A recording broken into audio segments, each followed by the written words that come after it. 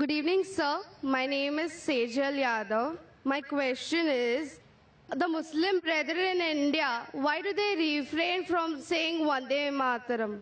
And what is the reason? I mean, Vande Mataram is a thing which symbolizes Indian nationalists and doesn't have a religious identity. Sister Voida, yesterday you were there in the program? No, sir. Because this question was asked by another sister yesterday, but since you were not yesterday, I repeat my answer. The sister asked the question that why do Muslims refrain from saying Vande Mataram? Before I give the answer, why do Muslims refrain, I would give you some advice that even the Hindus should refrain. Why? Because it goes against the scriptures. As I mentioned earlier, in the earlier answer, when our Sikh brother he asked the question, I gave you quotations from Upanishad, from Veda, that Almighty God should worship Him alone and no one else. He has got no images. Now, Vande Mataram is a song in which thrice it says that Vande Mataram, I bow down to my motherland. Now, in Hinduism, you worship only Almighty God and no one else. God is the creator of this country also.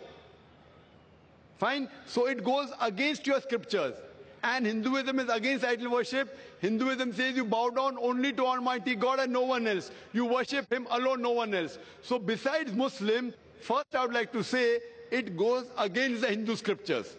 You ask any Hindu scholar, if you ask a layman or a laywoman who's unaware of the Hindu scriptures, they may not know it goes against. Coming to nationality, I'll tell you afterwards. As far as Muslims are concerned, again this verse, Vande Mataram, it goes even against the Quran. Because in Islam, we worship only Almighty God and no one else. And this country, India, we Muslims, we love the country, we respect the country. We follow the laws of the country. As long as the law of the country do not go against the law of the Creator Almighty God, we have no objection in following any law of any country. But if the law of the country contradicts against the law of Almighty God, then we don't follow.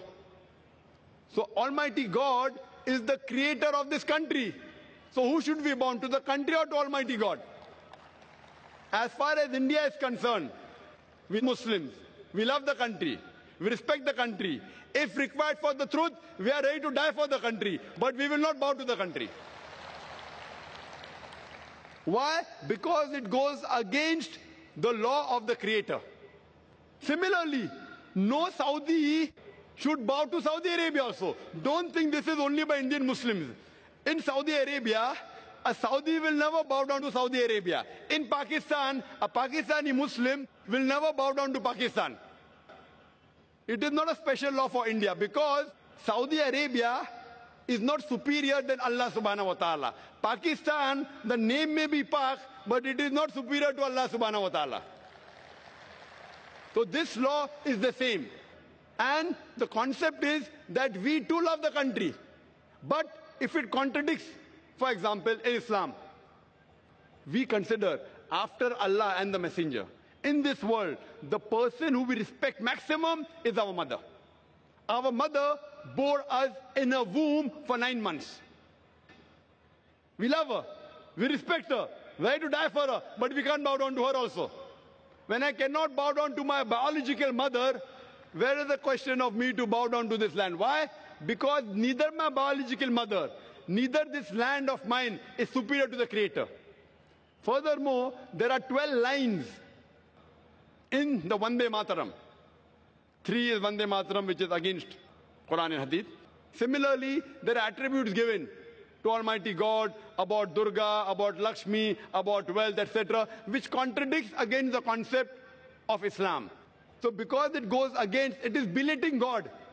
So I will not belittle my Creator just for this country.